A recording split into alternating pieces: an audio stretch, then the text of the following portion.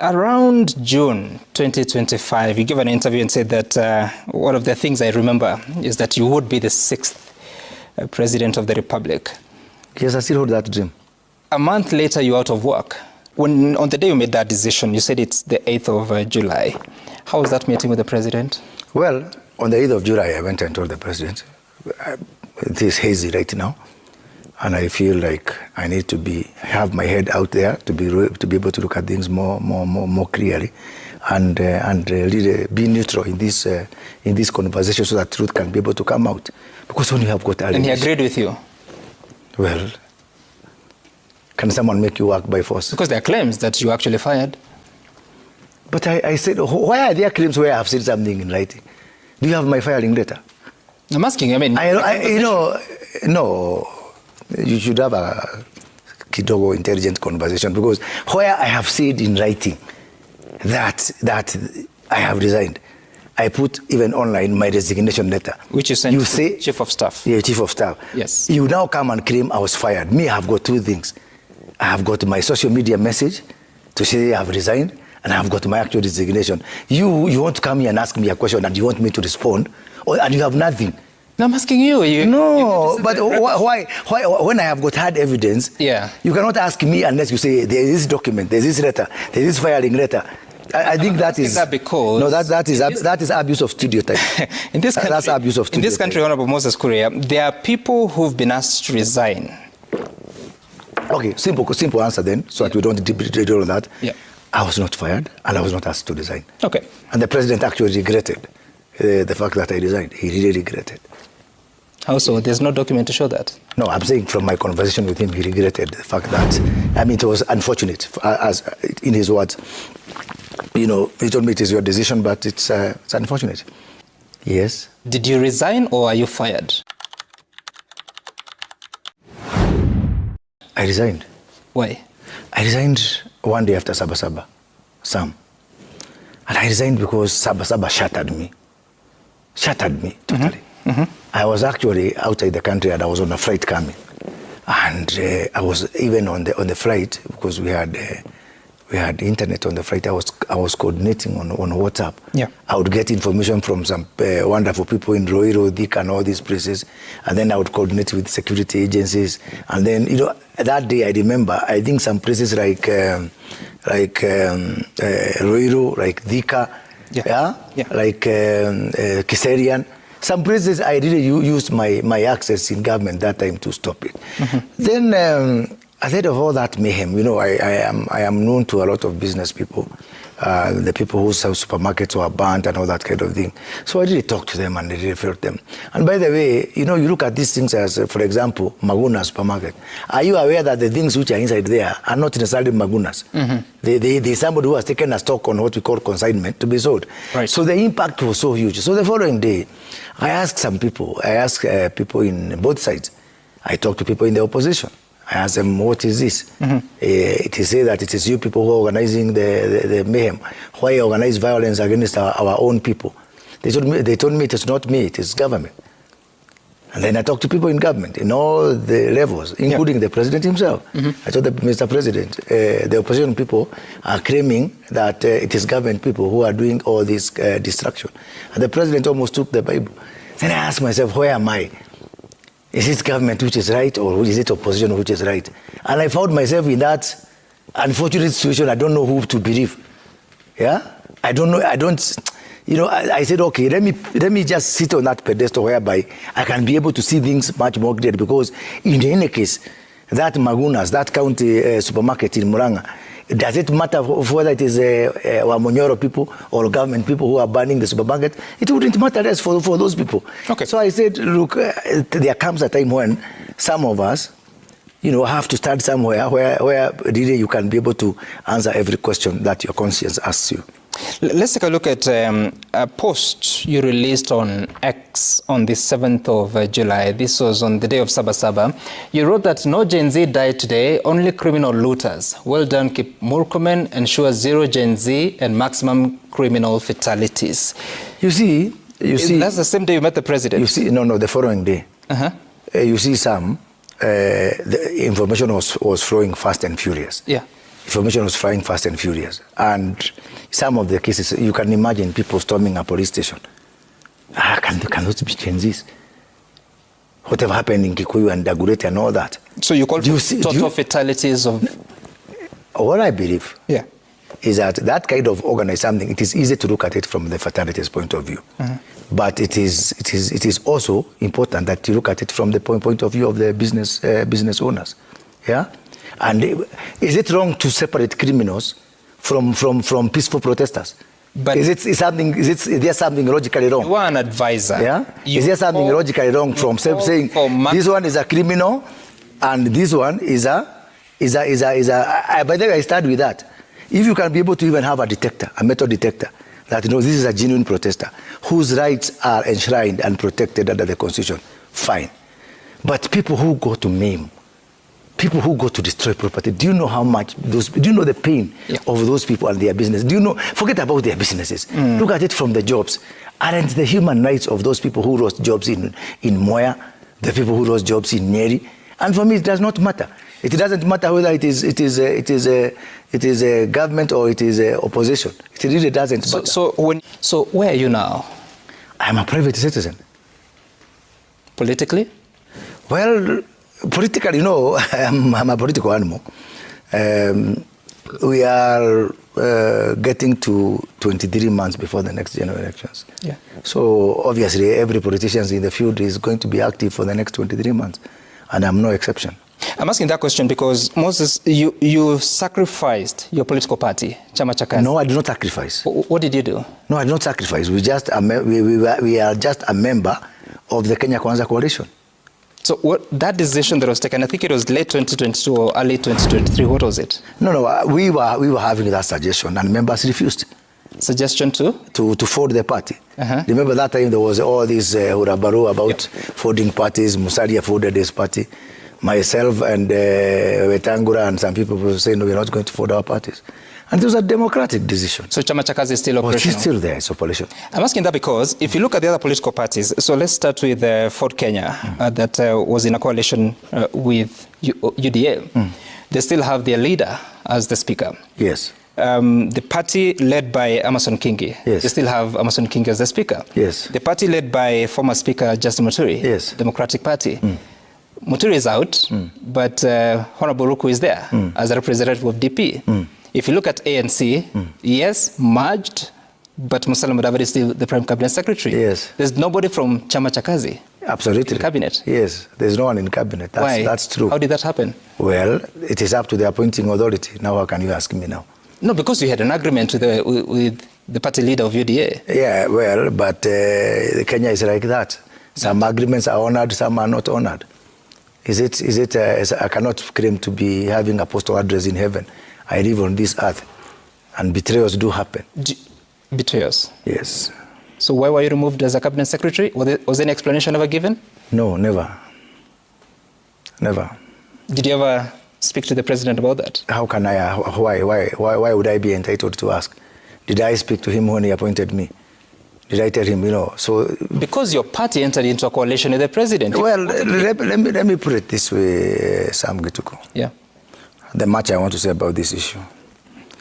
Nobody, since Julius Gikonyo Keano, Nicholas Biwott, and Mukisa Kitui, has ever made a stab at industrializing this country as Moses Kuria when he was Minister for Trade. That's a fact. That will go down on record. Yeah?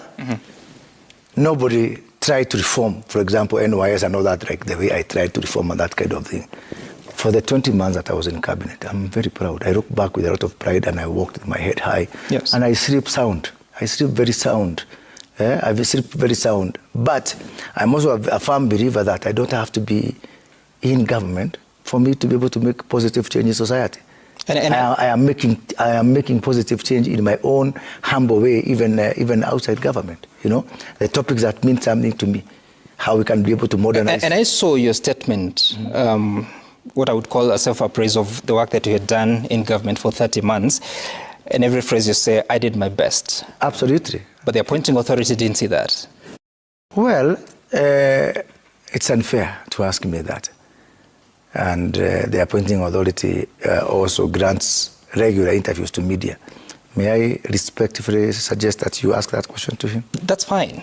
When you were removed, members that campaigned against your appointing authority joined government. This is ODM. Today there's a pact, ODM and UDA. What do you think about that? I think I made my comment yesterday in public. You saw that tweet that I put in there. Talking about the Dr. Agnes Zani's committee, I am vehemently opposed. I'm vehemently opposed because maybe the other points, which could be a gentleman's agreement between Raila Odinga and William Ruto, okay, I'm okay with the 9 points, except the NADCO one. Because NADCO, first of all, if it's personal, it should have been PADCO. What is that? Yeah, personal, dialogue committee. But now it's NADCO, meaning it is national, Yes. It's not personal. It's not between Raila Odinga and William Ruto. So I would have expected, broad-based in the true sense of the word. So that's why, to some extent, I regret that BBI was politicized. I regret that BBI, we didn't have a commonality or vision as a country. We didn't have a national consensus on BBI the same way we had on the 2010 Constitution. If we had the same, level of national, consensus around BBI, maybe some of these, maybe by that time around BBI, maybe this broad base would not have happened, because this is just another artificial something to merge something together. And I'm hearing some people talk about 1 term, 2 term. Yeah, can we have the long-term movement? Long-term movement. Long-term movement. Yeah. So people who are saying, I don't care, even that 1 term will come to an end. Even the 2 terms will come to an end. Can we just stand with Kenya long-term, whereby we can be able to predict, with some certainty, what is going to happen within our lifetime and what is going to happen even when we are not on this earth. At the same time, like you're saying, there's 1 term and 2 term. On this other end, like we see, Kipchumba Murkomen is preparing to receive Rigathi Gachagua by talking to the security agencies to be ready just in case of chaos. And if that happens, there will be an arrest. What do you see with the politics after impeachment of Rigathi Gachagua, where we are?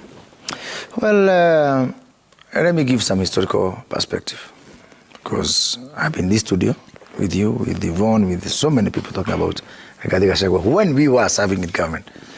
And I pointed out the mistakes of Rigathi Gachagua, which I would still tell him today. I don't have a problem with Rigathi Gachagua. I just have 3 major points of departure with Rigathi Gachagua. Yeah? Of course, one of them is, at this age and time, we cannot live the politics as we used to live in the 90s. It is time, everything has got a shelf life. And everything is finite, including tribalism, road tribalism and all that. I believe from the bottom of my heart, and that's my view, that even me, maybe there's a time I could have been accused of tribalism and all that. Yep. Granted, but every angel has a past and every sinner has a future. So there comes a time when you see this one cannot continue selling. Yeah? There comes a time when you stop that one and you say, no, this one is not tenable anymore. And for me, politics that revolves around tribe has got no space in this country. Of course, I've got other problems with him, like, he's trying now to come up with this dictatorship within my region where you say, if you're not with the DCP, you are Kasongo, you are whatever. So like somebody appointed him a prefect. Yeah. But other than that, I believe that Rigathi Gachagua has every right, to practice his politics in the best way you know how, as long as he is not contravening the law. And I think it behoves upon Kipchumba Murkomen. I have heard him say that they have got information to believe that Rigathi Gachagua wants to commit some crimes, or some people want to commit some crimes around it. I think it is a thin line between political rights of Mr. Rigathi Gachagua, which I would defend to my death, but also that because this country does not belong to only politicians, we need to carry out our politics in such a way whereby, and some of the, they say violence begets violence, and equally hate begets hate. Because when with that kind of rigiji politics, unfortunate politics on that front, you see now it is becoming the national currency. You heard what Eden Duale, and I called him out. You heard what Eden Duale said in Barambara over the weekend, that some community, they think they are special. We are going back to 2007. We are treading on very dangerous line, and whereby leaders don't know. We did not just arrive here These things, even from a subliminal, state of the mind, it means it invokes many memories to so many things. And by the way, let me tell you something. I've been talking to people. I've been doing also research. When you see me in the country quiet, I talk to people. Sisemi kusikiza ground, but I talk to people a lot. And that kind of posturing by the likes of Duale Kamket, Mandago, my good friend Dan Wanyama, I saw Osoro, say the same thing. That's what? So that thing of collective condemnation of one community, as if Gachagua is all the 10 million people. Do you know, and I said it on Twitter, on X the other day, do you know what will be the unintended consequence after I talk to people? This is what my people are telling me.